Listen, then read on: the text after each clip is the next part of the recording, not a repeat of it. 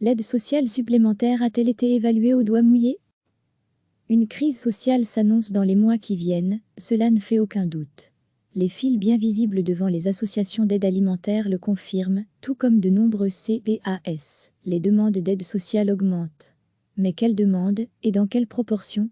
Pour l'instant, c'est le flou. À de nombreuses questions qui se posent aujourd'hui, nous ne pouvons répondre que par, au mieux, des bribes d'informations.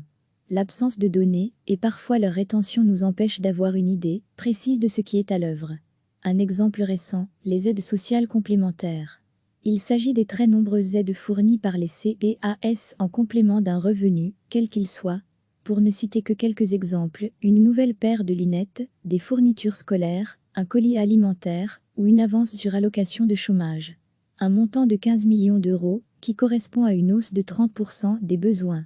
Le ministre fédéral de l'intégration sociale, Denis Ducarme, a annoncé il y a quelques jours avoir débloqué un montant de 15 millions d'euros, qui correspond à une hausse de 30% estimée des besoins des CPAS en aide sociale complémentaire pour les mois d'avril, mai et juin. Fort bien, mais d'où viennent ces chiffres? Première réponse du cabinet Ducarme, pour réaliser ces projections, le SPP Intégration sociale s'est basé sur les retours réalisés auprès des CPAS, ainsi que sur les évolutions passées.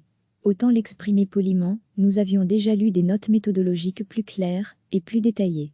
Après plusieurs échanges, nous ne savons toujours pas précisément comment l'augmentation des besoins a été estimée. Tout juste apprenons-nous que pour l'enquête, 25 CPAS ont été contactés, soit 4% des CPAS en Belgique, sans savoir précisément quelles questions leur ont été posées, ni la teneur de leurs réponses. D'autres éléments auraient été pris en compte, comme l'augmentation des demandes observées dans la foulée de la crise de 2008 et les dépenses totales en matière d'aide sociale des CPAS. Aucun de ces éléments ne sera jamais détaillé, si ce n'est le montant global estimé par le SPP Intégration sociale, des dépenses en aide sociale complémentaire pour tous les CPAS du pays, 176 millions d'euros par an. Bizarre, parce que pour le président de la Fédération des CPAS wallons, Alain Vaessant, derrière ces aides complémentaires, il y a une multitude d'aides. Il est donc très difficile d'établir un périmètre chiffré, précis. Le volume des aides sociales complémentaires n'est pas connu, ni détaillé, ni réparti entre les différents types d'aides. On connaît très mal la quantité des aides que l'on donne, à qui on les donne. L'économiste et ancien président de CPAS, Philippe Defay va plus loin, le volume de ces aides sociales complémentaires, déjà en temps normal, n'est pas connu, ni détaillé, ni réparti entre les différents types d'aides. On connaît très mal la quantité des aides que l'on donne, à qui on les donne, comment les différents CPAS gèrent ces aides et à quelles conditions. Je ne dispose évidemment pas des informations dont, je suppose, dispose le ministre Ducarme et son administration, poursuit-il, mais il y a un véritable problème d'information. Ces 15 millions suffiront peut-être. Mais pas grand monde n'est capable de le dire aujourd'hui, avec une base statistique un peu fiable. Il est en fait impossible de savoir ce que représentent vraiment ces 15 millions d'euros par rapport à ce qui est réellement dépensé chaque année. Nous sommes en présence d'une estimation basée sur des estimations. Difficile donc de faire un lien clair entre une augmentation estimée de 30% et le montant de 15 millions d'euros annoncé. En matière sociale, les statistiques sont insuffisantes. Soyons de bon compte, ce n'est pas le fait de réaliser une estimation qui pose ici question. Les incertitudes sont tellement nombreuses, quant à l'ampleur et la durée de la crise que nous vivons, qu'il est normal d'estimer ses conséquences, avant d'être en mesure de les objectiver de manière précise. Le cabinet du ministre Ducarme précise d'ailleurs que les estimations ont été faites dans de courts délais et qu'un monitoring est également mis en place pour affiner les analyses et pouvoir répondre au mieux aux évolutions des besoins. Nous y travaillons, confirme d'ailleurs Alain Vaessant, nous venons de démarrer un suivi mensuel, un chiffrage en temps réel. Ces 15 millions sont un premier message. Des chiffres basés sur un état de fait devraient donc arriver dans les semaines qui viennent. Ce qui n'empêche pas Philippe Defay de considérer qu'en matière sociale, les statistiques sont insuffisantes. Pour répondre à une question très précise, de combien augmente la demande qui s'adresse au CPAS ? Nous étions démunis avant la crise, et à ma connaissance, nous le sommes encore aujourd'hui. On pourrait faire beaucoup mieux pour vouloir savoir. Le sociologue et économiste Yves Marx insistait d'ailleurs récemment sur ce point dans De Tige. Selon lui, l'économique risk management gros guillemets, c'est tout des problèmes de liquidité et de solvabilité des entreprises, mais si j'étais responsable politique, je voudrais savoir comment vont les gens, point, et de donner sa propre réponse dans la foulée, nous ne savons pas, et nous pourrions faire beaucoup d'efforts pour vouloir savoir. Les données sont éparpillées entre les fonds maladie, les différentes institutions de la sécurité sociale, l'ONEM, l'INAMI, les CPAS, etc. Il faut canaliser ces données. Techniquement, c'est possible si tout le monde est incité à les transmettre rapidement. Des informations sont volontairement non diffusées. Les aides sociales complémentaires ne sont donc qu'une illustration. Et les questions sont nombreuses. Comment les pertes de revenus sont-elles actuellement réparties au sein de la population belge? Certains groupes vulnérables sont-ils plus touchés que d'autres? Combien de personnes bénéficient de l'assurance maladie, en lien avec le Covid-19, ont été absentes pour des raisons médicales, et pendant combien de temps? Des informations sont volontairement non diffusées, se désole Philippe Defay.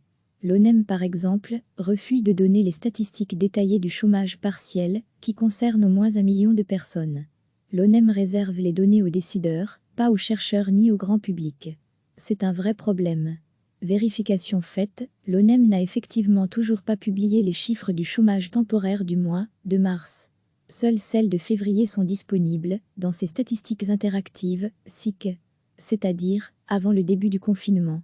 En Belgique, à certains égards, on peut parler d'une forme d'obscurantisme statistique. Et pour Philippe Defay, c'est dommage, parce que nous avons besoin d'informations pour piloter la crise sociale, comme nous avons besoin d'informations pour piloter la crise économique. Parfois, les informations n'existent pas, comme dans le cas des aides des CPAS, parfois les informations ne sont pas disponibles, parce qu'il a été décidé de ne pas les rendre disponibles. En Belgique, à certains égards, on peut parler d'une forme d'obscurantisme statistique. Les chercheurs ne devraient pas avoir à mendier des informations. Le problème, en somme, est le suivant. Soit des données sérieuses existent et ne sont pas accessibles, ce qui rend toute vérification impossible, soit il n'y a pas de données sérieuses et des décisions politiques sont prises en partie au doigt mouillé. Entre ces deux extrêmes, un mélange des deux problèmes se pose, celui de la transparence et celui des bases, fiables ou non, sur lesquelles reposent certaines décisions politiques. Tout ceci n'est-il qu'affaire d'obséder des chiffres? Avons-nous réellement besoin d'indicateurs précis? Répondons par l'absurde à cette question. Imaginons que, faute de données détaillées sur les conséquences sociales du Covid-19, nous nous en remettions au seul taux de pauvreté.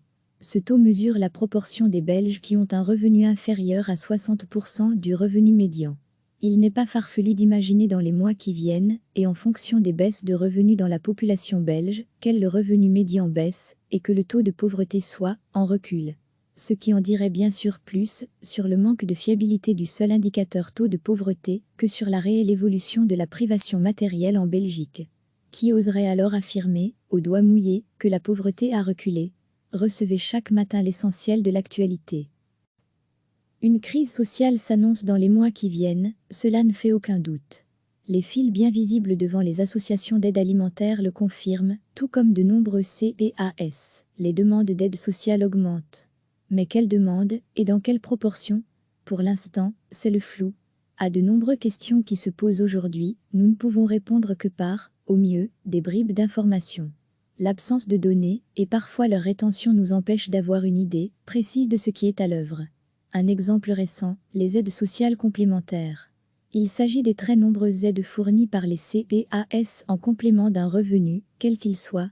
Pour ne citer que quelques exemples, une nouvelle paire de lunettes, des fournitures scolaires, un colis alimentaire ou une avance sur allocation de chômage. Un montant de 15 millions d'euros qui correspond à une hausse de 30% des besoins. Le ministre fédéral de l'intégration sociale, Denis Ducarme, a annoncé il y a quelques jours avoir débloqué un montant de 15 millions d'euros, qui correspond à une hausse de 30% estimée des besoins des CPAS en aide sociale complémentaire pour les mois d'avril, mai et juin. Fort bien, mais d'où viennent ces chiffres? Première réponse du cabinet Ducarme, pour réaliser ces projections, le SPP Intégration sociale s'est basé sur les retours réalisés auprès des CPAS, ainsi que sur les évolutions passées. Autant l'exprimer poliment, nous avions déjà lu des notes méthodologiques plus claires et plus détaillées. Après plusieurs échanges, nous ne savons toujours pas précisément comment l'augmentation des besoins a été estimée. Tout juste apprenons-nous que pour l'enquête, 25 CPAS ont été contactés, soit 4% des CPAS en Belgique, sans savoir précisément quelles questions leur ont été posées, ni la teneur de leurs réponses. D'autres éléments auraient été pris en compte, comme l'augmentation des demandes observées dans la foulée de la crise de 2008 et les dépenses totales en matière d'aide sociale des CPAS. Aucun de ces éléments ne sera jamais détaillé, si ce n'est le montant global estimé par le SPP Intégration sociale, des dépenses en aide sociale complémentaire pour tous les CPAS du pays, 176 millions d'euros par an. Bizarre, parce que pour le président de la Fédération des CPAS wallons, Alain Vaessant, derrière ces aides complémentaires, il y a une multitude d'aides. Il est donc très difficile d'établir un périmètre chiffré, précis. Le volume des aides sociales complémentaires n'est pas connu, ni détaillé, ni réparti entre les différents types d'aides. On connaît très mal la quantité des aides que l'on donne, à qui on les donne. L'économiste et ancien président de CPAS, Philippe Defay va plus loin, le volume de ces aides sociales complémentaires, déjà en temps normal, n'est pas connu, ni détaillé, ni réparti entre les différents types d'aides. On connaît très mal la quantité des aides que l'on donne, à qui on les donne, comment les différents CPAS gèrent ces aides et à quelles conditions. Je ne dispose évidemment pas des informations dont, je suppose, dispose le ministre du Carme et son administration, poursuit-il, mais il y a un véritable problème d'information. Ces 15 millions suffiront peut-être. Mais pas grand monde n'est capable de le dire aujourd'hui, avec une base statistique un peu fiable. Il est en fait impossible de savoir ce que représentent vraiment ces 15 millions d'euros par rapport à ce qui est réellement dépensé chaque année. Nous sommes en présence d'une estimation basée sur des estimations. Difficile donc de faire un lien clair entre une augmentation estimée de 30% et le montant de 15 millions d'euros annoncé. En matière sociale, les statistiques sont insuffisantes. Soyons de bon compte, ce n'est pas le fait de réaliser une estimation qui pose ici question. Les incertitudes sont tellement nombreuses, quant à l'ampleur et la durée de la crise que nous vivons, qu'il est normal d'estimer ses conséquences, avant d'être en mesure de les objectiver de manière précise. Le cabinet du ministre du Carme précise d'ailleurs que les estimations ont été faites dans de courts délais et qu'un monitoring est également mis en place pour affiner les analyses et pouvoir répondre au mieux aux évolutions des besoins. Nous y travaillons, confirme d'ailleurs Alain Vaessant, nous venons de démarrer un suivi mensuel, un chiffrage en temps réel. Ces 15 millions sont un premier message. Des chiffres basés sur un état de fait devraient donc arriver dans les semaines qui viennent. Ce qui n'empêche pas Philippe Defay de considérer qu'en matière sociale, les statistiques sont insuffisantes. Pour répondre à une question très précise, de combien augmente la demande qui s'adresse au CPAS ? Nous étions démunis avant la crise, et à ma connaissance, nous le sommes encore aujourd'hui. On pourrait faire beaucoup mieux pour vouloir savoir. Le sociologue et économiste Yves Marx insistait d'ailleurs récemment sur ce point dans De Tige. Selon lui, l'Economic Risk Management Group, c'est tout des problèmes de liquidité et de solvabilité des entreprises, mais si j'étais responsable politique, je voudrais savoir comment vont les gens, et de donner sa propre réponse dans la foulée, nous ne savons pas, et nous pourrions faire beaucoup d'efforts pour vouloir savoir. Les données sont éparpillées entre les fonds maladie, les différentes institutions de la sécurité sociale, l'ONEM, l'INAMI, les CPAS, etc. Il faut canaliser ces données. Techniquement c'est possible si tout le monde est incité à les transmettre rapidement. Des informations sont volontairement non diffusées. Les aides sociales complémentaires ne sont donc qu'une illustration. Et les questions sont nombreuses. Comment les pertes de revenus sont-elles actuellement réparties au sein de la population belge ? Certains groupes vulnérables sont-ils plus touchés que d'autres ? Combien de personnes bénéficient de l'assurance maladie, en lien avec le Covid-19, ont été absentes pour des raisons médicales, et pendant combien de temps ? Des informations sont volontairement non diffusées, se désole Philippe Defay. L'ONEM par exemple, refuse de donner les statistiques détaillées du chômage partiel, qui concerne au moins 1 million de personnes. L'ONEM réserve les données aux décideurs, pas aux chercheurs ni au grand public. C'est un vrai problème. Vérification faite, l'ONEM n'a effectivement toujours pas publié les chiffres du chômage temporaire du mois de mars. Seules celles de février sont disponibles, dans ces statistiques interactives, SIC. C'est-à-dire, avant le début du confinement. En Belgique, à certains égards, on peut parler d'une forme d'obscurantisme statistique. Et pour Philippe Defay, c'est dommage, parce que nous avons besoin d'informations pour piloter la crise sociale, comme nous avons besoin d'informations pour piloter la crise économique. Parfois, les informations n'existent pas, comme dans le cas des aides des CPAS. Parfois les informations ne sont pas disponibles, parce qu'il a été décidé de ne pas les rendre disponibles. En Belgique, à certains égards, on peut parler d'une forme d'obscurantisme statistique. Les chercheurs ne devraient pas avoir à mendier des informations. Le problème, en somme, est le suivant: soit des données sérieuses existent et ne sont pas accessibles, ce qui rend toute vérification impossible, soit il n'y a pas de données sérieuses et des décisions politiques sont prises en partie au doigt mouillé. Entre ces deux extrêmes, un mélange des deux problèmes se pose, celui de la transparence et celui des bases, fiables ou non, sur lesquelles reposent certaines décisions politiques. Tout ceci n'est-il qu'affaire d'obséder des chiffres? Avons-nous réellement besoin d'indicateurs précis? Répondons par l'absurde à cette question. Imaginons que, faute de données détaillées sur les conséquences sociales du Covid-19, nous nous en remettions au seul taux de pauvreté. Ce taux mesure la proportion des Belges qui ont un revenu inférieur à 60% du revenu médian.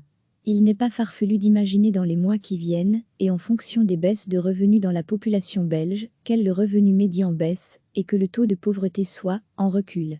Ce qui en dirait bien sûr plus sur le manque de fiabilité du seul indicateur taux de pauvreté que sur la réelle évolution de la privation matérielle en Belgique. Qui oserait alors affirmer, au doigt mouillé, que la pauvreté a reculé? Cliquez sur s'abonner pour recevoir les dernières nouvelles.